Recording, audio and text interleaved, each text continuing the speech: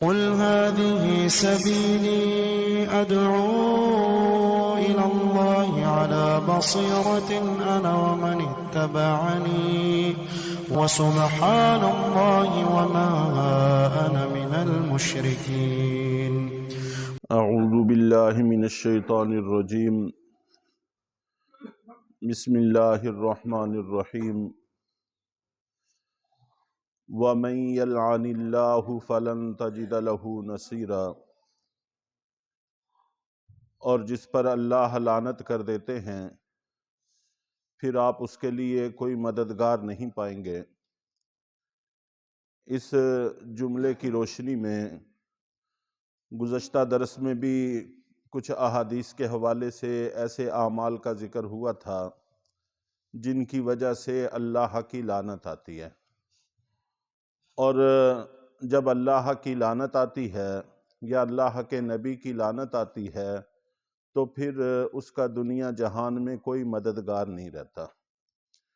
اس لیے ہم سب کو اس کی کوشش کرنی چاہیے، فکر میں رہنا چاہیے کہ جو اعمال ہم کر رہے ہیں ان میں سے خدا نخواستہ کوئی ایسا عمل تو نہیں ہے جو اللہ کی لعنت کا باعث بننے والا ہو.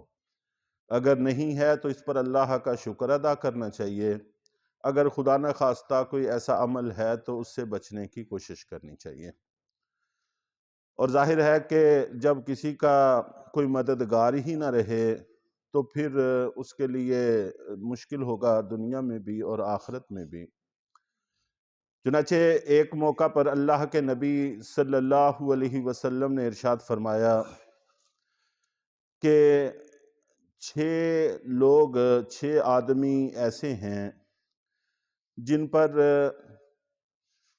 میں نے لعنت بھیجی ہے اور اللہ نے بھی لعنت بھیجی ہے. اور ساتھ ہی آپ نے فرمایا کہ ہر نبی مستجاب الدعوات ہوتے ہیں، ہر نبی کی دعا قبول ہوتی ہے. اور پھر امام الانبیاء جب ان کی دعا ہے اور پھر ساتھ میں اللہ بھی لعنت بھیج رہے ہیں تو اس کی قبولیت میں کوئی شک اور تردد باقی نہیں رہتا. نمبر 1، وہ آدمی جو اللہ کی کتاب میں زیادتی کرنے والا ہو، چاہے لفظوں کے اعتبار سے ہو چاہے معنی کے اعتبار سے ہو. دین کے حوالے سے بہت محتاط گفتگو کرنے کی ضرورت ہوتی ہے. نمبر 2، کہ وہ شخص جو جبر و قہر کی وجہ سے جبراً زبردستی اقتدار حاصل کرے اور اقتدار حاصل کرنے کے بعد اس کو عزت دے جس کو اللہ نے ذلیل کیا ہے، اور جس کو اللہ تعالیٰ نے عزت عطا کی ہے اس کو ذلیل کرے. تو چنانچہ آج کل ہم اپنے ماحول کا اگر جائزہ لیں تو کوئی شبہ باقی نہیں بچتا کہ اس شک میں بہت زیادہ کوتاہی ہو رہی ہے. جن کو اللہ نے آگے کیا ہے ان کو پیچھے کر دیا جاتا ہے، اور جن کو اللہ نے پیچھے کیا ہے ان کو آگے کر دیا جاتا ہے. اور یہی وہ بات ہے کہ اللہ کے نبی صلی اللہ علیہ وسلم نے فرمایا کہ قرب قیامت میں لوگوں میں سے بدترین لوگوں کے ہاتھ میں اقتدار اور اختیارات آ جائیں گے. نمبر 3، اللہ کی تقدیر کو جھٹلانے والا شخص. نمبر 4، کہ اللہ کی حرام کی ہوئی چیزوں کو حلال سمجھنے والا. جن چیزوں کو اللہ نے حرام کر دیا ہے ظاہر ہے کہ ان کو حلال سمجھنا، حلال سمجھ کر کرنا اس کی کوئی گنجائش نہیں ہے. نمبر 5 پہ اللہ کے نبی صلی اللہ علیہ وسلم نے خاص طور پر اسی بات کو اپنی اولاد کے حوالہ سے ذکر کیا ہے کہ میری اولاد میں سے ایسے لوگ جو حلال چیزوں کو حرام کریں تو ان کے بارے میں بھی یہی بات ارشاد فرمائی گئی. اور نمبر 6 آپ نے فرمایا کہ میری سنت کو چھوڑنے والے. چنانچہ نبی پاک صلی اللہ علیہ وسلم کی سنتوں کو ہر معاملے میں پیش نظر رکھنے کی کوشش کرنی چاہیے.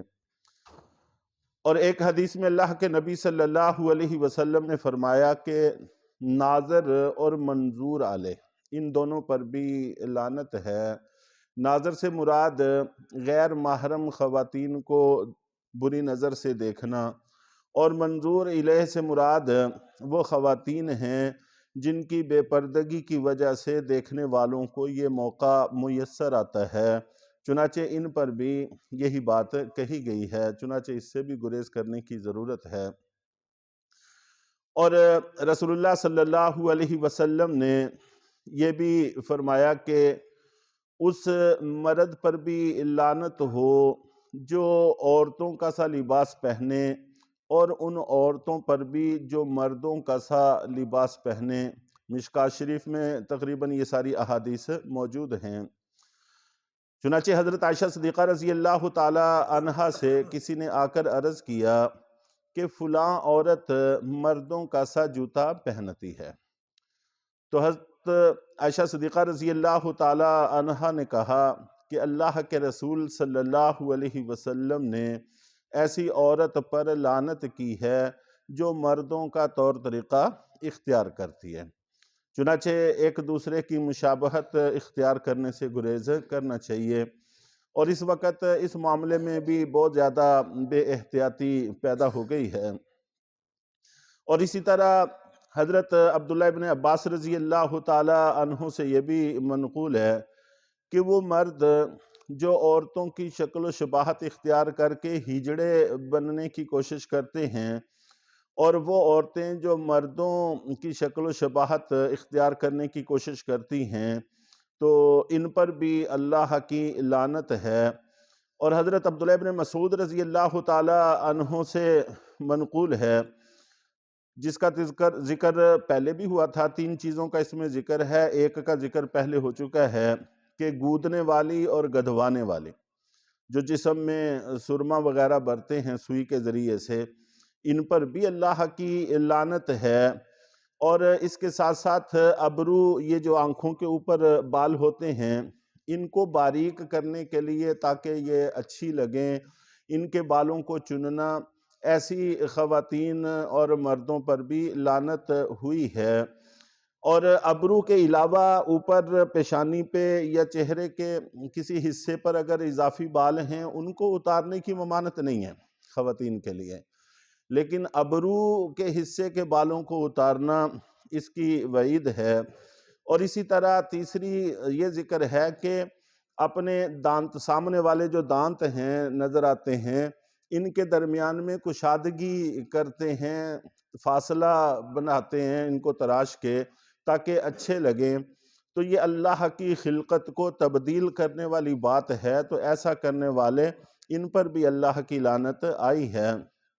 چونکہ لعنت ایک بہت ہی قبیح عمل ہے، اسی وجہ سے، اور اس میں نقصان بھی بہت زیادہ ہے، اسی وجہ سے اللہ کے نبی صلی اللہ علیہ وسلم نے اس سے سختی سے منع فرمایا ہے کہ کوئی شخص کسی پر لعنت نہ کرے۔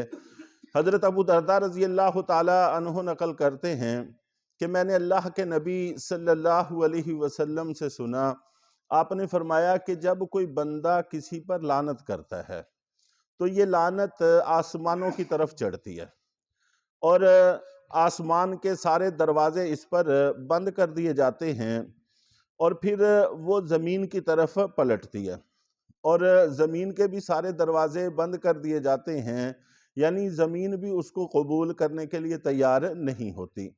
پھر وہ لعنت دائیں بائیں جانے کی کوشش کرتی ہے تو کسی طرف بھی اس کو کوئی گنجائش میسر نہیں آتی، سب راستوں کو بند پاتی ہے۔ پھر جس پر لعنت کی گئی ہے وہ اس کے پاس آتی ہے، اور اگر تو وہ شخص اس لعنت کا مستحق ہو تو اس پر پڑتی ہے، اگر وہ اس کا مستحق نہیں ہوتا تو پھر کہنے والے پر جا کے پڑ جاتی ہے۔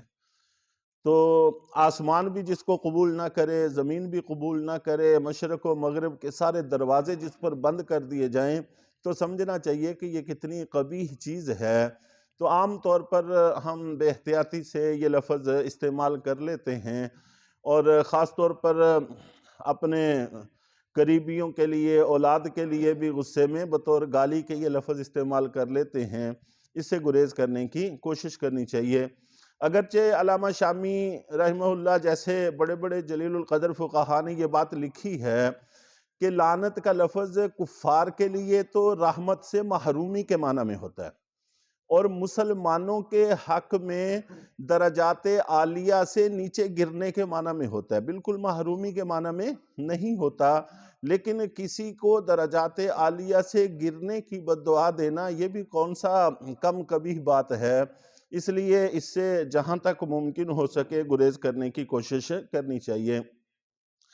حضرت عبداللہ بن عباس رضی اللہ تعالی عنہ نقل کرتے ہیں کہ ایک دفعہ ہوا کے وجہ سے کسی صاحب کی چادر اڑ گئی، تو اس نے ہوا پر لعنت کے لفظ کہہ دیے، تو اللہ کے نبی صلی اللہ علیہ وسلم نے سنا تو آپ نے فرمایا کہ ایسا نہ کرو، ہوا تو اللہ کی طرف سے مامور ہے، اس کو تو اللہ نے بھیجا ہے، جو اس کو حکم ہے اس نے وہی کرنا ہے، لیکن جس پر ہم لعنت کرتے ہیں اگر وہ لعنت کے مستحق نہیں، اور یقیناً ہوا لعنت کی مستحق نہیں ہے، تو پھر وہ کہنے والے پر پڑتی ہے۔ اور ایک صحابی آپ کے ساتھ سفر کر رہے تھے، انہوں نے اپنی سواری کے لیے لعنت کے لفظ استعمال کیے، تو آپ نے ان کو بھی منع فرما دیا کہ ایسی سواری پر بیٹھ کر ہمارے ساتھ سفر ہی نہ کریں جن کے لیے لعنت کے لفظ استعمال کر رہے ہیں۔ چنانچہ جو تو ایسا کافر ہے جس کا کفر پر خاتمہ یقینی ہے، ہمیں پتہ چل گیا ہے کہ وہ کفر پر مر گیا ہے، اس کے لیے تو لعنت کا لفظ استعمال کرنے کی گنجائش ہے۔ اور اسی طرح عمومی معنی میں کہ ظالموں پر اللہ کی لعنت ہو، جھوٹوں پر اللہ کی لعنت ہو، اس کی بھی گنجائش ہے۔ متعین کر کے کسی زندہ مسلمان اگرچہ وہ فاسق ہی ہو بلکہ کافر بھی ہو تو اس کو لعنت نہیں کہنی چاہیے، ہو سکتا ہے کہ اللہ اس کو ہدایت دے دیں اور وہ اللہ کی رحمت میں آ جائے، یہ امکان موجود ہے، تو ہمیں کیا حق پہنچتا ہے کہ ہم اس کے لیے رحمت کی محرومی کی بد دعا کریں۔ بہرحال اس کے لفظ کے استعمال سے بھی گریز کرنا چاہیے، اور ان اعمال کے ترک کی بھی کوشش کرنی چاہیے جو اللہ کی لعنت کو کھینچنے کا باعث اور سبب بنتے ہیں۔ اللہ تعالی ہم سب کو عمل کی توفیق عطا فرمائے۔